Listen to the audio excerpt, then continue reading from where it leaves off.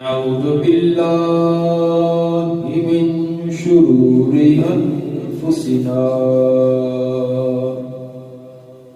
ومن سيئات أعمالنا من يهده الله فلا مضل له ومن يضلل فلا هادي له أشهد أن لا إله إلا الله وحده لا شريك له وأشهد أن محمدًا عبده ورسوله أما بعد فإن خير الحديث كتاب الله وخير الهدي هدي محمد صلى الله عليه وآله وسلم وشر الأمور محدثاتها وكل محدثة بدعة وكل بدعة ضلالة وكل ضلالة في النار. اللهم صل على محمد وعلى آل محمد كما صليت على إبراهيم وعلى آل إبراهيم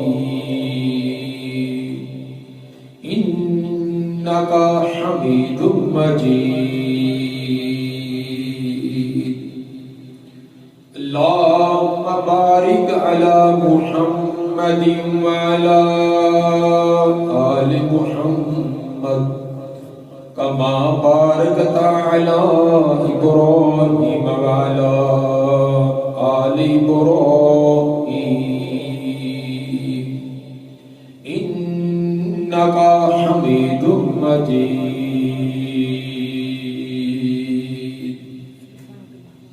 أعوذ بالله السميع العليم من الشيطان الرجيم. ولا يحيطون بشيء من علمه إلا بما شاء وسع كرسيه السماوات والأرض ولا يؤوده حفظهما وهو العلي العظيم. ولا يحيطون بشيء من علمه إلا بما شاء. کل کائنات مل کر تمام جن و انس اور باقی مخلوق مل کر اللہ تعالیٰ کے علم میں سے ایک معمولی چیز کی بھی اس کا احاطہ نہیں کر سکتے، ادراک نہیں کر سکتے. الا بما شاء، مگر اتنی ہی مقدار جو اللہ نے بتلا دی، اس میں سے بھی ہر ایک کو مکمل اس کی دسترس حاصل نہیں. وہ اتنی عظیم ذات وسع کرسی السماوات والارض، تمام زمینوں اور آسمانوں کو اس کی کرسی نے گھیرا ہوا ہے. ولا یعودہ حفظہما، جب سے کائنات پیدا کی اسی وقت سے اس کی تمام انتظام و انتظام بھی وہی کر رہا ہے. اور اس کو صدیاں بیتنے کے باوجود کل کائنات کی نگرانی کرنا، تمام کی ضروریات زندگی مہیا کرنا، اس پر کسی قسم کی کوئی اکتاہٹ نہیں، کوئی تھکاوٹ نہیں. وَهُوَ الْعَلِيُّ الْعَظِيمُ،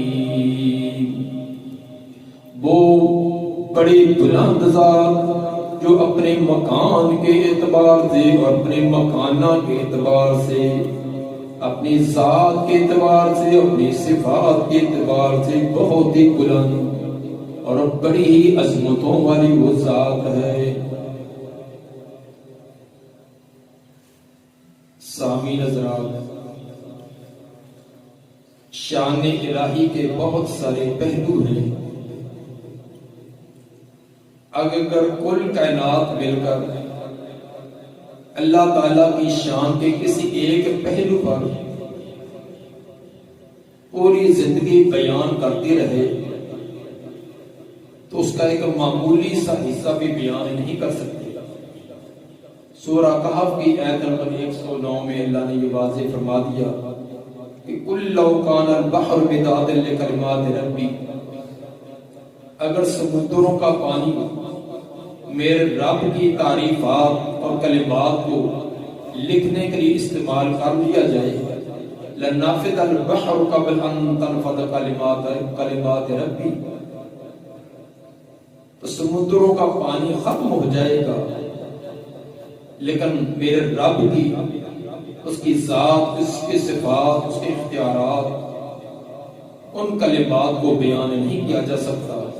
لو جئنا بمثلہ مددا، یہ ایک سمندر یا اسی طرح کا ایک اور سمندر بھی سیاہی کا بنا کر لایا جائے، پھر بھی لکھنا شروع کر دو تو میرے رب کی تعریفات کے کلمات تم لکھ نہ سکو۔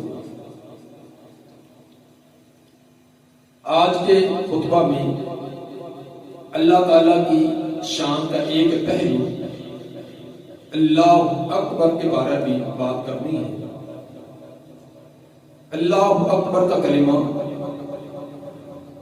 ہم اپنے شہر اور محلے کی مساجد سے دن میں 5 مرتبہ سنتے ہیں، اور ایک اذان کے اندر یہ 6 مرتبہ کلمہ دہرایا جاتا ہے۔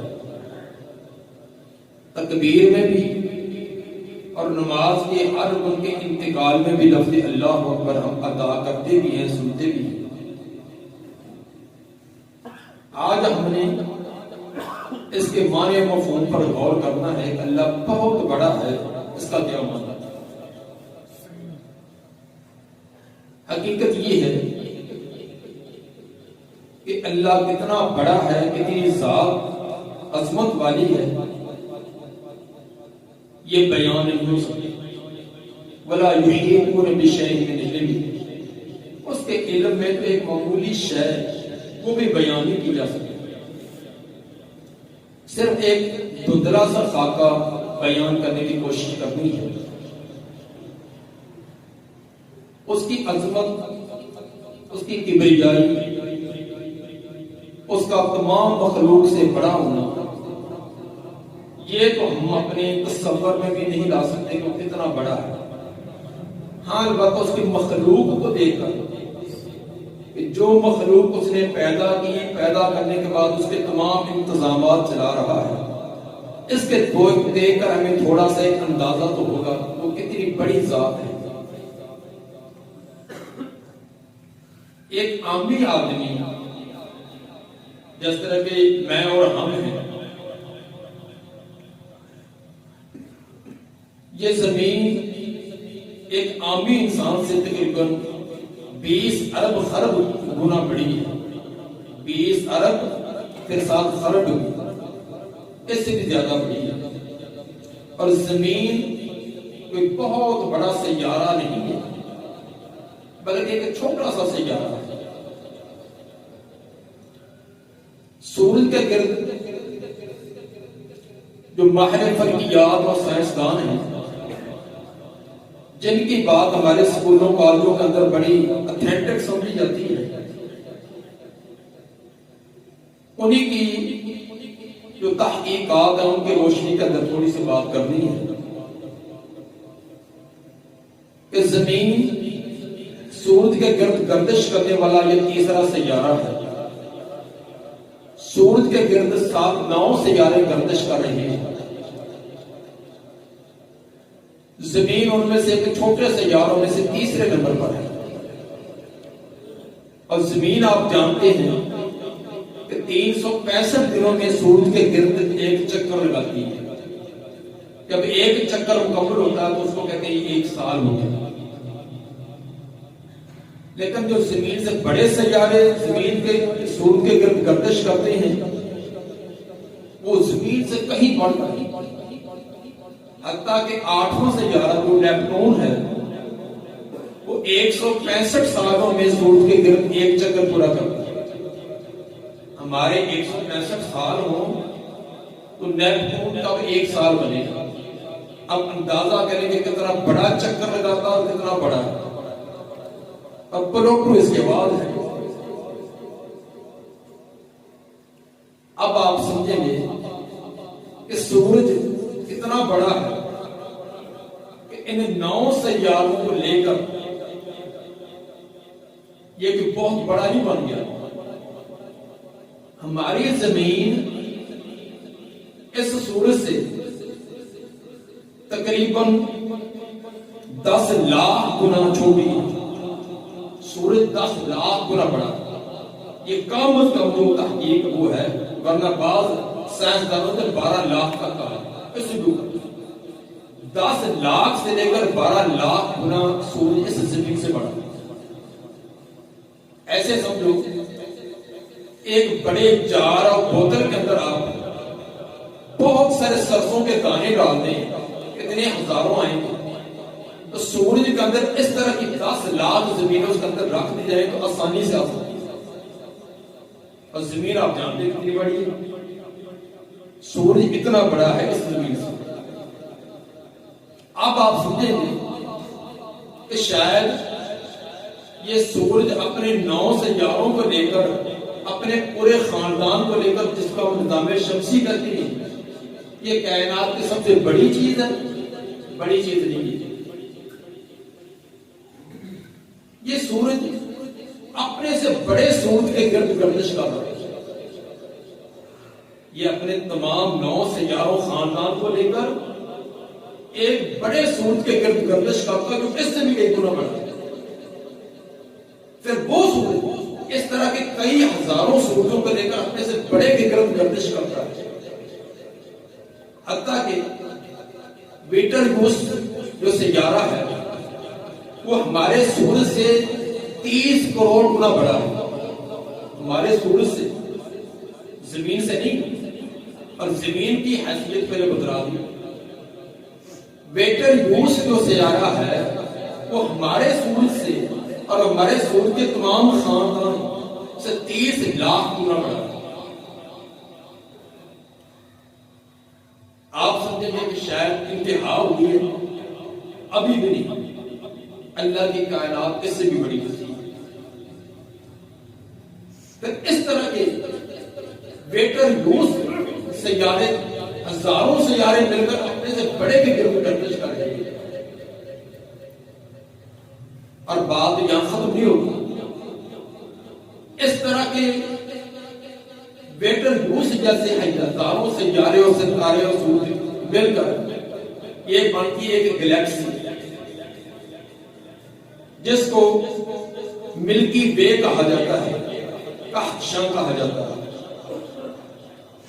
جس گلیکسی اور ملکی وے کے اندر ہم رہ رہے ہیں، جو ہماری ہے، اس کے اندر 300 ارب اس طرح کے سورج ہیں. جو بڑا سورج بتلایا، جو بڑا سورج بتلایا 300 ارب سورج اس ایک گلیکسی کے اندر شامل ہے.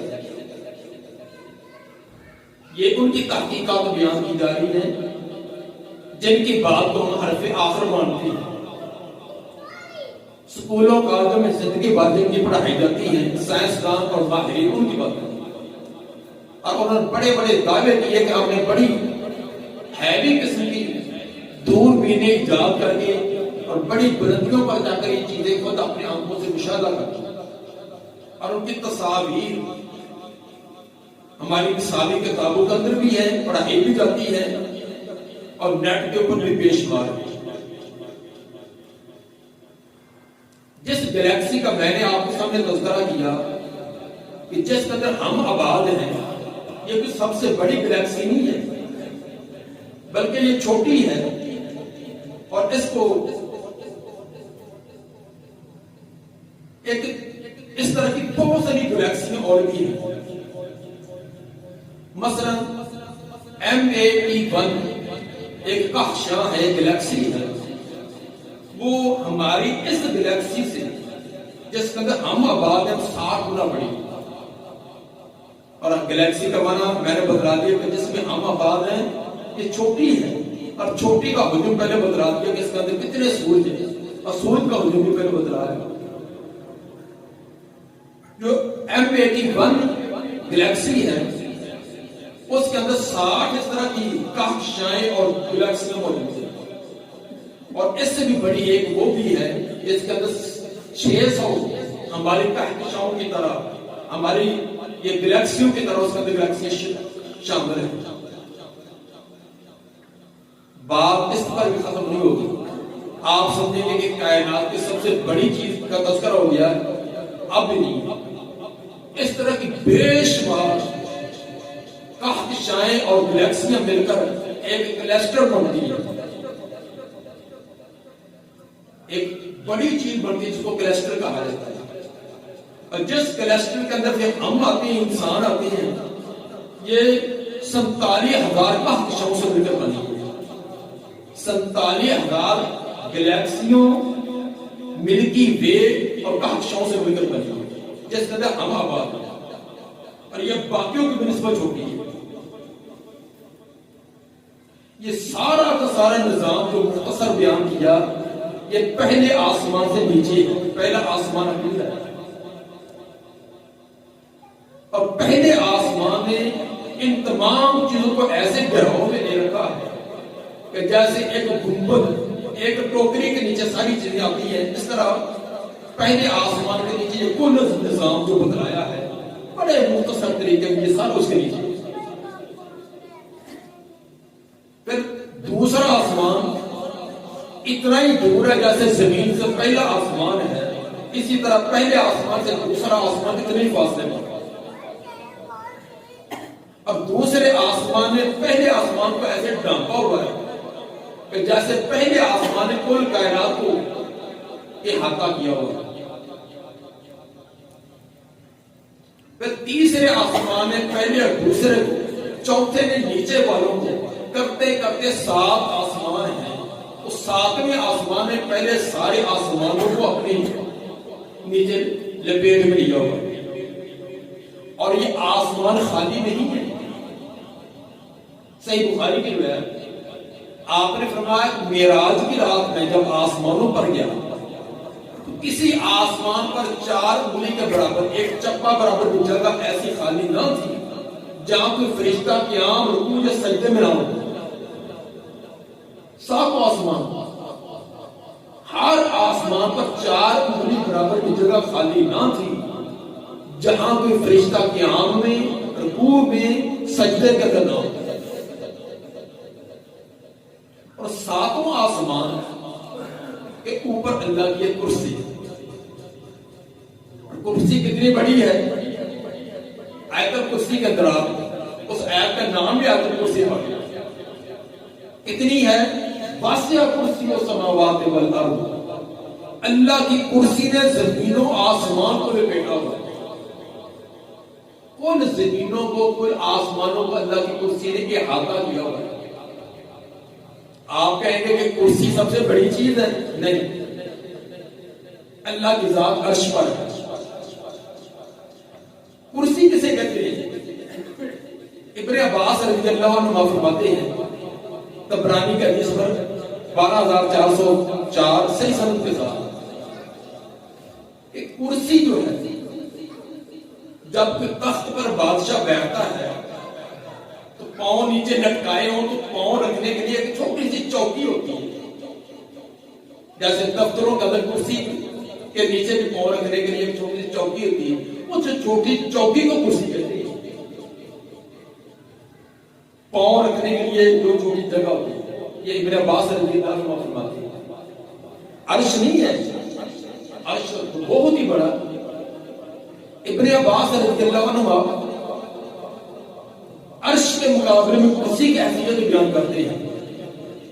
یہ البانی رحمہ اللہ کی سلسلہ صحیح حدیث نمبر 209 اور تفسیر ابن ابی حاتم انہوں نے بھی یہ بیان کیا، اور یہ بھی ابن عباس رضی اللہ عنہ کا فرمان ہے کہ اللہ کے عرش کے مقابلے میں کرسی ایسی ہے کہ جیسے بڑا وسیع و عریض ایک جنگل ہو، بیابان ہو، صحرا ہو، اس کے اندر انگلی کا ایک چھلا پڑا ہو، ہزاروں میلوں پر ایک وسیع میدان، اس کے اندر انگلی کا چھلا اور انگوٹھی ڈالے تو کتنی جگہ گھیرے گا؟ اللہ کے عرش کے مقابلے میں کرسی کی جیسی ہے، اور کرسی کتنی ہے کہ زمین و آسمان، ساتوں آسمان اللہ کی کرسی کے نیچے، اور کرسی سے پتہ نہیں کتنے گنا بڑا اللہ کا عرش ہے، اور عرش پر اللہ کی ذات، اللہ اکبر، یہ اللہ اکبر، اتنی عظیم ذات، اتنی بڑی ذات ہے۔ یہ ایک انتہائی اختصار سے مختصر سا خاکہ ایک بیان کیا، اندازہ کریں وہ کتنی عظیم ذات ہے، کتنی بڑی ذات ہے، اور اس کی عظمت یہی نہیں ہے کہ اتنا بلندی پر اور اتنی عظمت اور تمام چیزوں کو گھیرا ہوا، اس کی ذات کی عظمت اس سے اندازہ کریں کہ عرش کے اوپر ہوتے ہوئے کائنات کا ایک ذرہ اس کے علم میں ہے، اس کے اختیار میں ہے، اور ایک ذرہ بھی اس کی مرضی اور چاہت کے بغیر گردش نہ کرتا۔ ذرہ کیا ہوتا ہے؟ دھوپ کی روشنی اندر روشن دان سے کھڑکی سے آ رہی ہو تو چھوٹے چھوٹے جو ذرات اڑتے نظر آتے ہیں، پکڑیں گے تو ہاتھ میں نہیں آئیں گے، نظر آئیں گے، اس کو کہتے ہیں ذرہ۔ اور اس ذرے کے اندر، ایک ذرے کے اندر لاکھوں ایٹم ہوتے ہیں، اور ہر ایٹم کے اندر کم از کم 3 ذرے ہوتے ہیں، الیکٹران، پروٹون اور نیوٹرون، اور تیزی سے وہ حرکت کر رہے ہیں۔ جب سے پیدا کیا اللہ نے کائنات کو، اس ذرے کو پیدا کیا، گردش کر رہے ہیں۔ سمندروں کا کتنا پانی ہے، ایک پانی کے اندر ہزاروں میں مالیکول ہوتے ہیں، ایک مالیکول کے اندر ہزاروں ایٹم ہوتے ہیں، لاکھوں ایٹم ہوتے ہیں، اور ہر ایٹم کا یہ 3 ذرے جو گردش کرتا ہے۔ یہ گردش کون چلا رہا ہے؟ کون سا ایٹم ٹوٹے گا تو اس کی جگہ نیا پیدا ہوگا؟ ایک سیکنڈ کے اندر کروڑوں ایٹم ٹوٹتے ہیں، اس کی جگہ نئے بڑھتے ہیں۔ یہ کون نظام چلا رہا ہے؟ اس کو کہتے ہیں اللہ۔ یہ ہے اللہ کا کل کائنات کا نظام ہے۔ انسان درمیانے قد کا انسان ہے، اس کے اندر 2 کروڑ ارب خلیوں سے جو بنا ہے ایک عام انسان، میں بھی اور آپ، صرف 2 کروڑ نہیں، 2 کروڑ خرب، بلکہ ارب کیا لیں، 2 کروڑ ارب خلیوں سے بنا ہے، اور ہر خلیے کے اندر اپنے اندر غور و فکر کرو۔ اللہ تعالیٰ فرماتا ہے اپنے نفسوں پر غور نہیں کرتے، تم اپنے نفسوں پر غور کرو تو تمہیں اس کی ذات کا عظمت معلوم ہوگی۔ اب اتنے ایک انسان 2 کروڑ ارب خلیوں سے بنا ہے، اور ہر خلیہ جو ہے اس کے اندر ہزاروں جین ہیں، ہر خلیے کے اندر ہزاروں جین، اور ہر جین ایک ایسے مالیکول سے بنا ہے جس کے اندر ڈی این اے ہوتا ہے۔ ڈی این اے کیا ہے؟ اتنا چھوٹا ذرہ ہے جس کے اندر انسان کی پوری زندگی محفوظ ہوتی ہے۔ انسان کے سارے بالوں کا رنگ، آنکھوں کا سائز، آنکھوں کا رنگ، داڑھی مونچھ کی رنگت، قد، خاندان، ہر چیز اس این ڈی اے کے اندر ہوتی ہے، ڈی این اے کے اندر ہوتی ہے۔ آپ اندازہ کریں کہ ڈی این کتنی چھوٹی چیز ہے کہ انسان جو ہے وہ 2 کروڑ ارب خلیوں سے بنا، اور ہر خلیے کے اندر ہزاروں جین، اور ہر جین کے اندر مالیکول، اور مالیکول کے اندر اگر ڈی این اے ہوتا ہے، اور ڈی این کے اندر ہر انسان کی پوری زندگی اس کے اندر محفوظ ہوتی ہے۔ اگر ایک ڈی این کی پوری ہسٹری نکالی جائے تو ماہرین کہتے ہیں کہ 1,00,000 بڑے صفحات پر آئے گی ایک ڈی این اے کی ہسٹری، 1,00,000 بڑے صفحات پر۔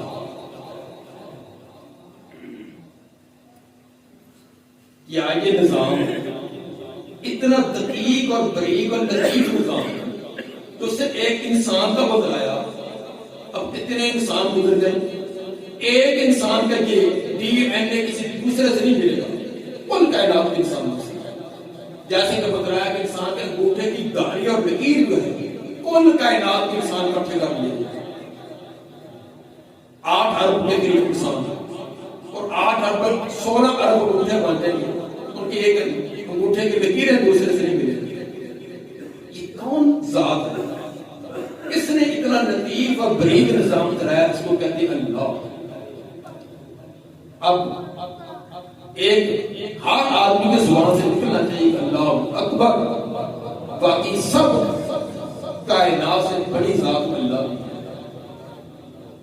اب اتنی بڑی ذات جس کا ایک معمولی سا خاکہ آپ کے سامنے رکھا تو انسان اس سے تکبر کرے، اسے اعراض کرے، دن کے اندر 5 مرتبہ آواز دے اللہ اکبر، 6 مرتبہ ایک اذان کرے۔ آپ نے جس مسجد میں آنا ہے، جس مسجد سے تعلق ہے، وہاں ایک اذان کرے 6 مرتبہ اللہ اکبر اللہ اکبر، پھر 4 مرتبہ اور اذان کے آخر پر 6 مرتبہ اللہ اعلان کرے کہ بڑا میں کتنا بڑا، جس کا نقشہ گزرا ہے۔ اب تو سمجھے کہ میری دکان بڑی ہے، میرا کاروبار بڑا ہے، میرا گھر کا معاملہ اہم ہے، میرے معاملات زیادہ اہم ہے، وہ ہے کہ تو نے اللہ کو اللہ اکبر سمجھے ہی نہیں۔ اتنی بڑی ذات مجھے بلانی ہے کہ چودھری بلائے، M P A M N A بلائے، تھانے دار بلائے، کیا مجال ہوتی ہے انکار کی؟ وہ اس ایک انسان جس کا کوئی تجھ پر بھی احسان نہیں، کوئی اسے لینا نہیں، صرف ایک وہم ہوتا ہے کہ کبھی زندگی کا اندر کام آ جائے، وہ تجھے آواز دے، تجھے بلائے، فون کرے، تو ننگے پاؤں بھاگا جاتا ہے۔ تو وہ اتنی بڑی ذات دن کے اندر 5 مرتبہ اور ایک اذان کے اندر 6 مرتبہ دوہرا کر کے کہ کامیابی حی علی الصلاۃ حی علی الفلاح، کامیابی ادھر ہے میرے دربار میں آنے والی ہے۔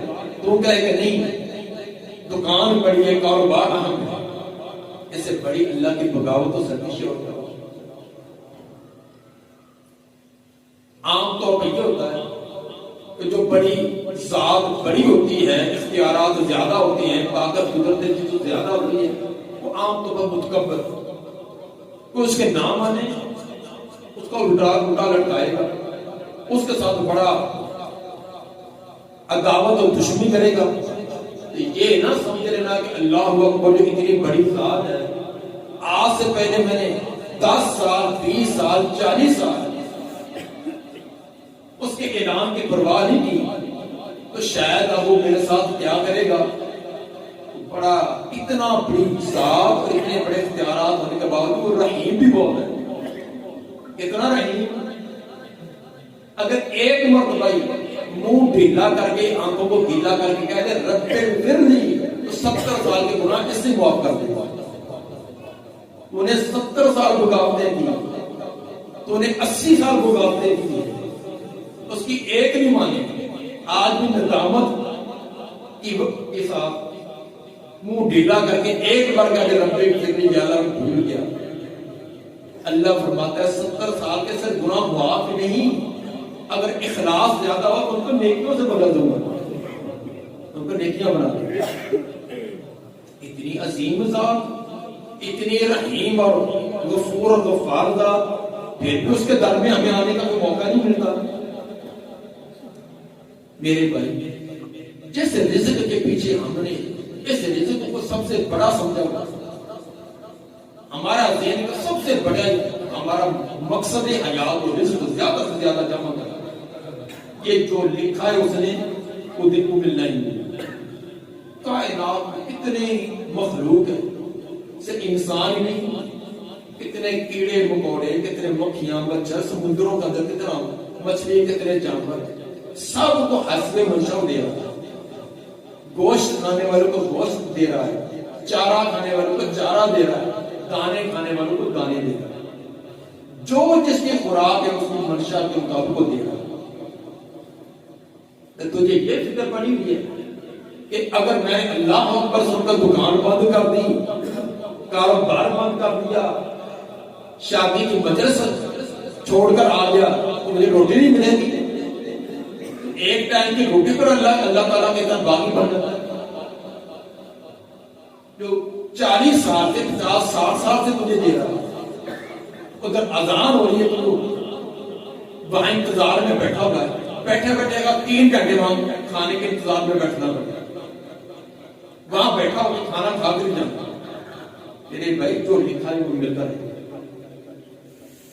صحیح بخاری کے روایت، انسان ابھی 4 ماہ کا ماں کے پیٹ میں ہوتا ہے، ابھی روح نہیں ڈالے گا، اللہ فرشتوں کو بھیجتا ہے جو اس کا رزق لکھ دیتا ہے، رزق بھی لکھا گیا، سانس بھی لکھ دیا، ملنا وہی ہے، اس سے نہ ایک ذرہ کم ہو سکتا ہے نہ زیادہ، نہ سانس کم ہو سکتا ہے نہ زیادہ۔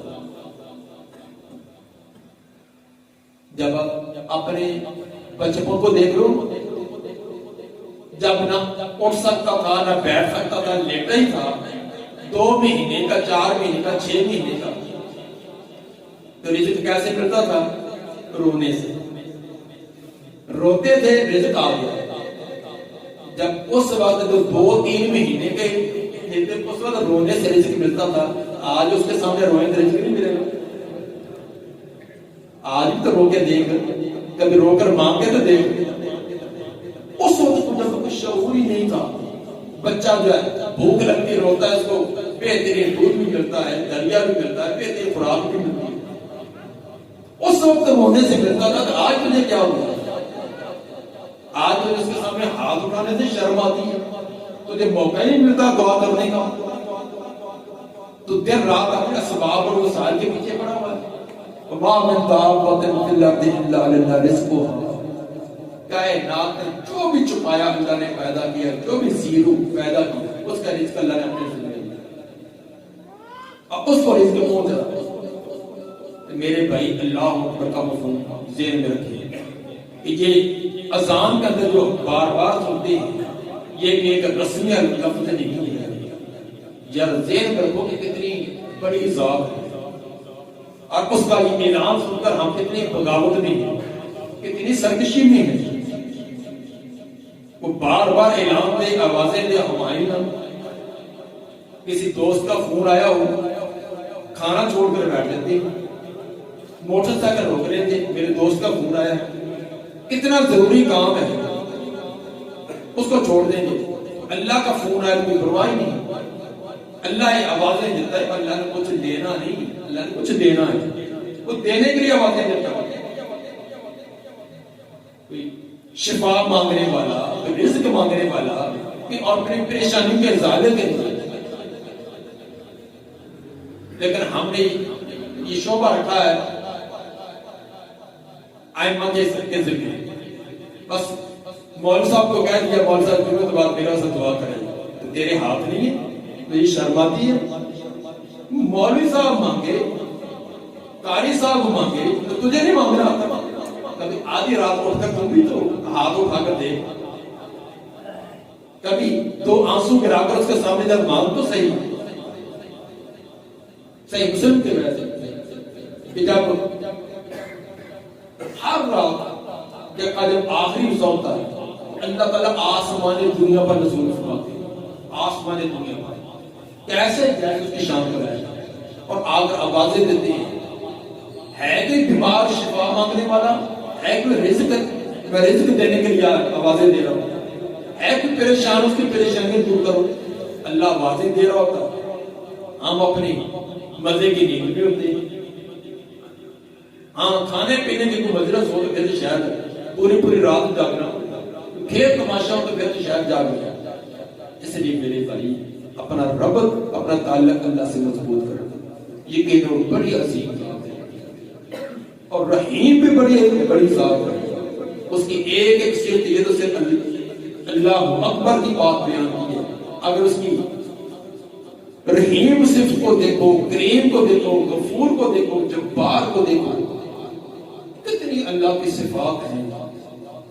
للہ الاسماء الحسنی فادعوہ بہا، اللہ کے اچھے اچھے نام، بہترین عمدہ نام، ان ناموں کے ساتھ اس کو پکارا کرو۔ تو کبھی اس کے ان صفتوں پر غور کرو، غور کر کے اس کے مطابق ذہن کا پورا تصور باندھ کر مانگو، یقیناً ناممکن سے ناممکن چیزیں ممکن ہو جاتی ہیں۔ اللہ تعالیٰ سے دعا ہے کہ ہمیں عظمت سمجھنے کی، اپنے ذہن کا بٹھانے کی، پھر اس کے سامنے اپنے گناہوں کی فریاد کرنے کے، مانگنے کی توفیق عطا فرمائے۔ سبحان ربک رب العزت عما یصفون والسلام علی المرسلین، الحمد للہ۔